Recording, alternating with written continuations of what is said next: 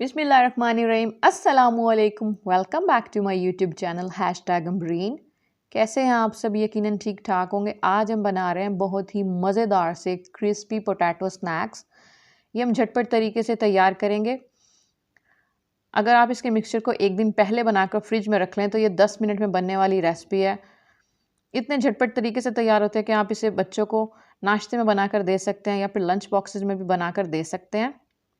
शाम की चाय में भी इसे सर्व कर सकते हैं। फिर मेहमान आए तो उनके सामने पेश कीजिए, मेहमान आपसे खुश हो जाएंगे। ऊपर से क्रिस्पी और अंदर से बहुत ही मज़ेदार बनने वाले ये स्नैक्स है। तो फिर देख लेते हैं हमने इसे कैसे तैयार किया। सबसे पहले मैंने इसे 3 मीडियम साइज़ के आलू लेकर उनको उबाल कर मैश कर लिया। एक मैंने दरमियाने साइज़ की प्याज और 2 हरी मिर्चों को लेकर उन्हें बारीक चॉप कर लिया। गरम मसाले लिया मैंने हाफ़ टी स्पून, काली मिर्ची लिया मैंने half teaspoon, chilli flakes लिया मैंने हाफ़ टी स्पून, लाल मिर्ची पीसी लिया 3/4 टी स्पून, नमक लिया मैंने 1 टी स्पून। आलूओं में तमाम चीज़ों को डाल देंगे। सबसे पहले मैंने ये बारीक चॉप प्याज और बारीक हरी मिर्चों को डाल दिया।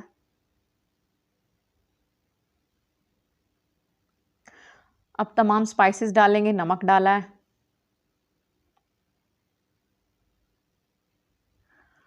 चिली फ्लेक्स और पिसी हुई लाल मिर्ची भी डाल देंगे।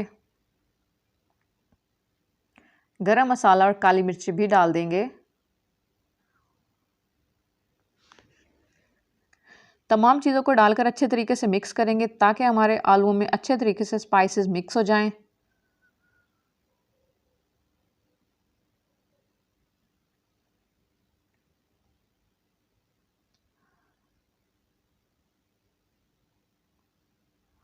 ये मैंने तमाम स्पाइसेस को अच्छे तरीके से आलूओं में मिक्स कर लिया और हमारी मज़ेदार सी मिक्सचर तैयार है आलू का। आप इसको एक रात पहले बनाकर फ्रिज में रख सकते हैं। स्नैक्स बनाने के लिए मैंने डबल रोटी लेकर उसके किनारों को काट लिया। काटने के बाद उसके ब्रेड क्रम्स तैयार कर लें और इसको मैंने सैंडविच की शेप में एक पीस को दरमियान से 2 हिस्सों में काट लिया। एक पीस को उठाएंगे। स्नैक्स बनाने के लिए एक पीस को उठाएंगे, उस पर मिक्सचर को इस तरह लगा लेंगे। तमाम डबल रोटी के पीस पर अच्छे तरीके से मिक्सचर को लगाएंगे और उसे प्रेस कर देंगे स्पून की मदद से ताकि ये उतरे ना फ्राई करते हुए।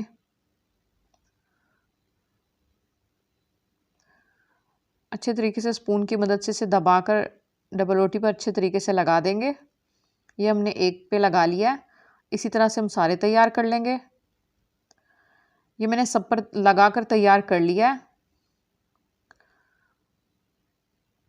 अब इसे फ्राई करने के लिए इसकी एक कोटिंग के लिए मैंने 2 अंडे लिए, मैंने फेंट लिया उनको अच्छे तरीके से। इसमें 2 टेबलस्पून दूध डालेंगे। दूध डालने के बाद स्पून की मदद से इसे अच्छे तरीके से दूध को मिक्स कर लेंगे।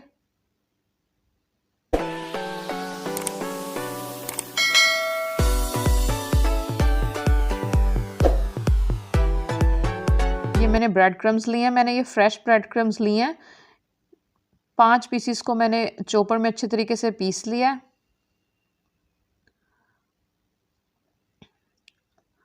अब एक स्नैक को उठाकर अंडे को स्पून की मदद से इस तरह लगाएंगे।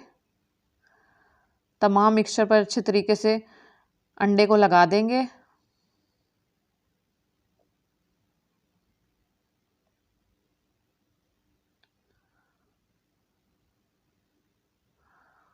हमने तमाम मिक्सचर पर अच्छे तरीके से अंडे को लगा दिया। अब इस पर ब्रेड क्रम्स कोट करेंगे।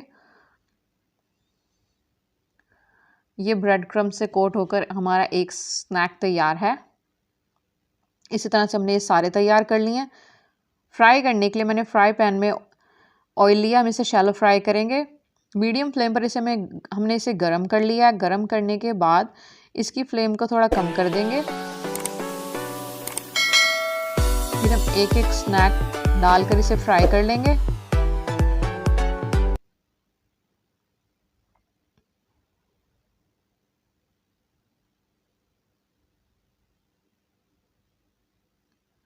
इसका गोल्डन सा खूबसूरत कलर आने तक हम इसकी दोनों साइडें पकाएंगे।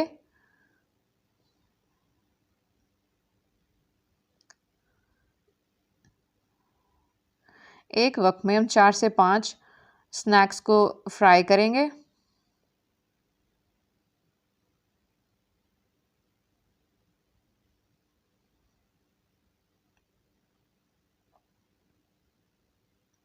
बहुत मज़ेदार से स्नैक्स बनते हैं, बच्चों के पसंदीदा बन जाएंगे अगर आपने इसे एक दफ़ा बनाया तो बच्चे आपसे फरमाइश करके बनवाएंगे।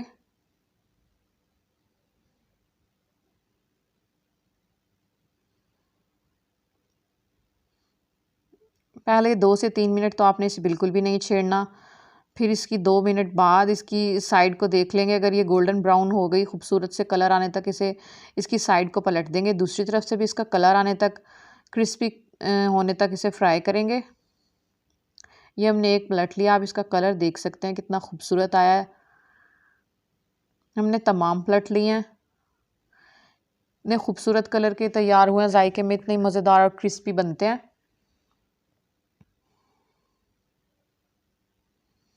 ये हमारे दोनों तरफ से गोल्डन ब्राउन कलर के हो चुके हैं। इन्हें हम उतार लेंगे। इसी तरह से हम सारे फ्राई कर लेंगे।